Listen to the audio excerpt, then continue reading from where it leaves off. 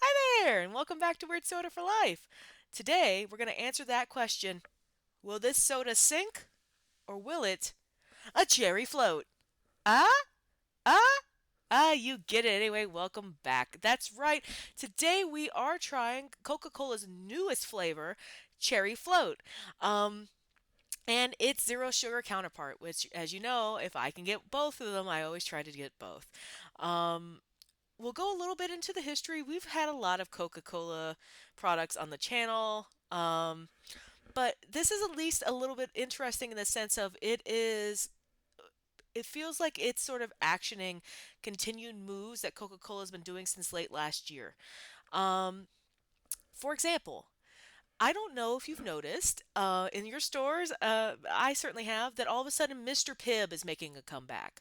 Mr. Pibb is traditionally Coca-Cola's, what do they call it? Their spicy cherry brand. But we all know that that's code for our Coke wasn't good enough to get a doctorate like Dr. Pepper. But in all seriousness, though, so they had Mr. Pibb, and so Coca-Cola makes Mr. Pibb in 1972. Eventually, the brand just kind of ceases, is discontinued. Um, Primarily because Coca-Cola had a deal with Dr. Pepper, and now that deal is ended, which is why you're seeing a resurgence of Mr. Pibb. Now, they brought their cherry version. Coca-Cola has brought Mr. Pibb back in late 2025, right? But this year, all of a sudden, we're seeing even more cherry flavors. Now, I love this. I'm a cherry head. I love cherries. Mr. Weird, not so thrilled. Sucks to suck, man. no, no. But what this means is that these are all mine.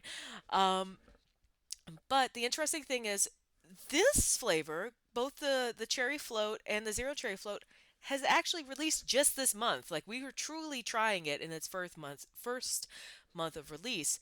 Another interesting thing, and I'm not going to try it on the channel, but I want you to be aware of it before we get into this a little bit more. Diet cherry Coke is back. Um, you may not know this. We talked a little briefly, Mr. Pibb, but cherry Coke, which we all know and I love, was actually what Coca-Cola considers its first flavor extension of the brand. Mr. Pibb is a different brand, so to speak, um, but Cherry Coke is still part of the Coca-Cola brand.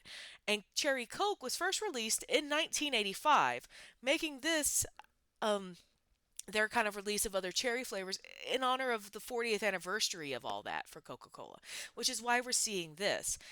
In fact, Diet Cherry Coke, which I referenced earlier, was originally released in 1986, which means, so it would be hitting its 40th anniversary this year, except it was discontinued until now. They're bringing it back. So I guess this is just the year of the cherry for Coca-Cola, and I am here for it.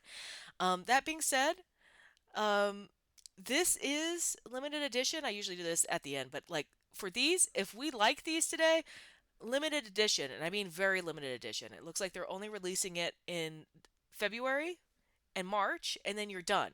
So if we like this, you need to go get it. And if we don't like this, well, then it'll be gone soon enough, and you can go back to drinking something else you like. With that, let's take a look at the labels.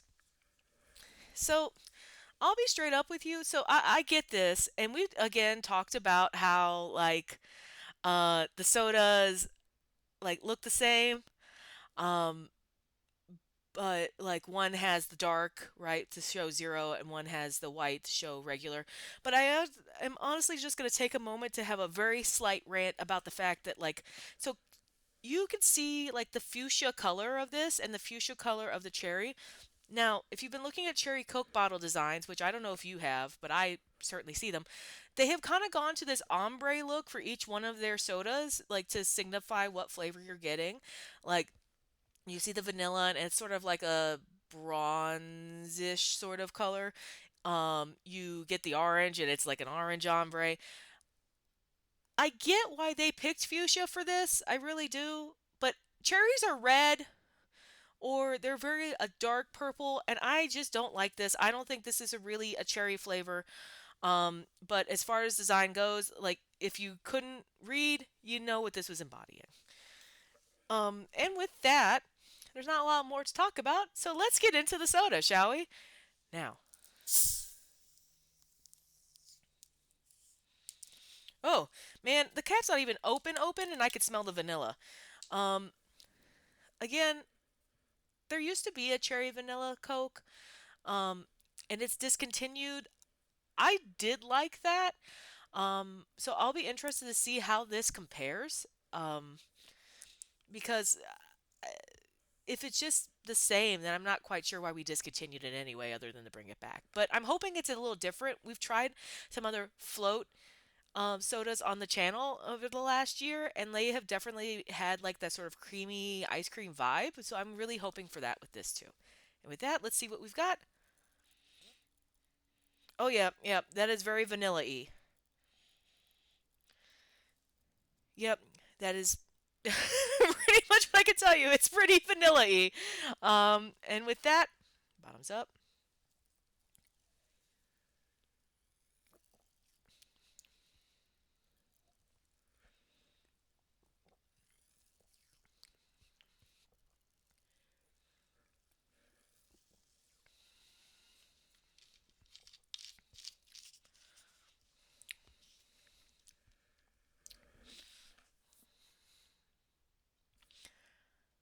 Yeah, that's weird. And like in a good way, because it really does taste like a float, a cherry float.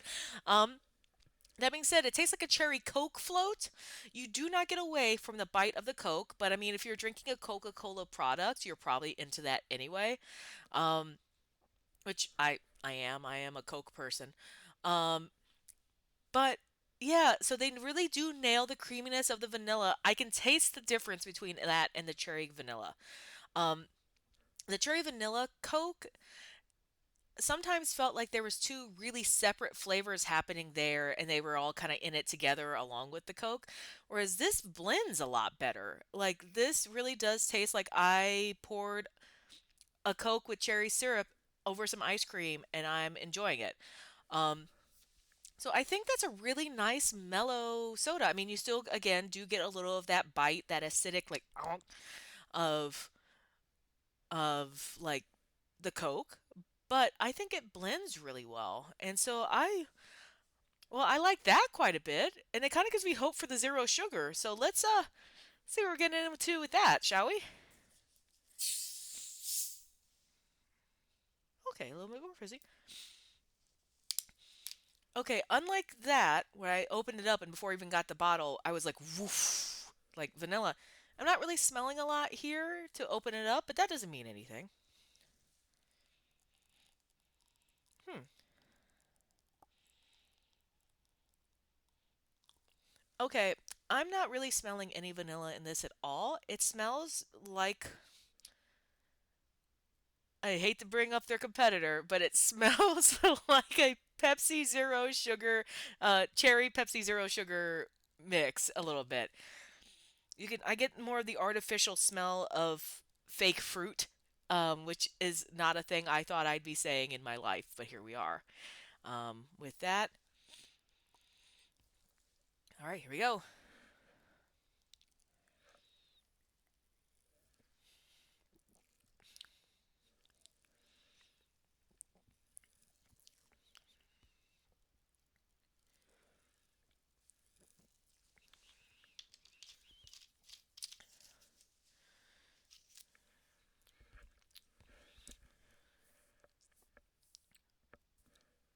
I like that too. And there is a slight creaminess I'm getting in the aftertaste, but it is not as ice cream, I guess is the word I'm gonna, not as ice cream forward as this one is. Um, this does suffer from the same thing that a lot of the Diet Coke suffer from. I feel like I say this every time I try Diet Coke. Eventually, they're gonna figure out how to make it not taste like there's some like artificial things happening in there. When that day comes, I'll be here for it. Um, and this is these are cold. So I have to admit I'm a little concerned about how much that artificial sweetness will taste when it's warm. When it's cold, a lot of the other things kind of get dulled. That being said, it's a pretty adequate substitute for this. If if you can get past the fact that it's not as float like. There is again a hint of a vanilla in there. There's a hint of the I always want to call it the idea of a float. There's the idea of a float in this one.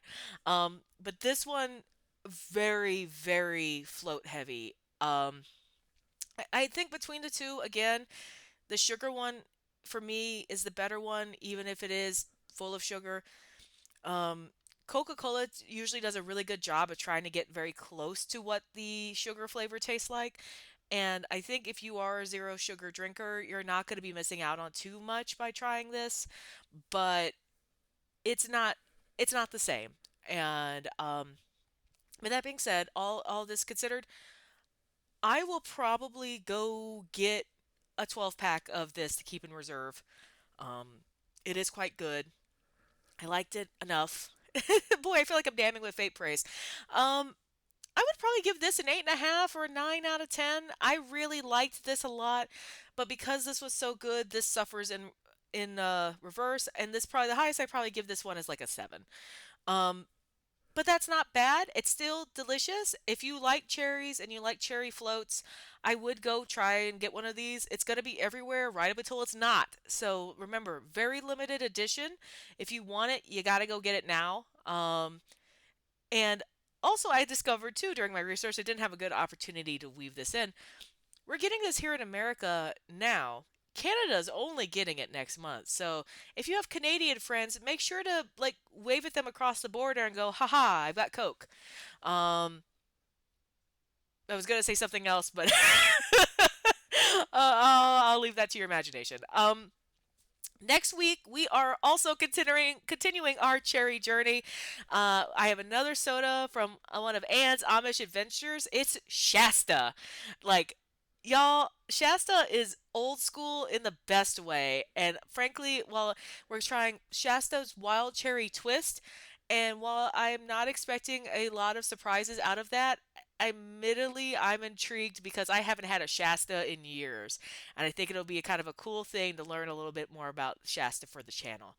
Um, until next time, drink weird, and um, we all float down here. That's right. I'm it, and I'm it. Okay, look, they're not good endings. Sometimes we don't know how to land the plane.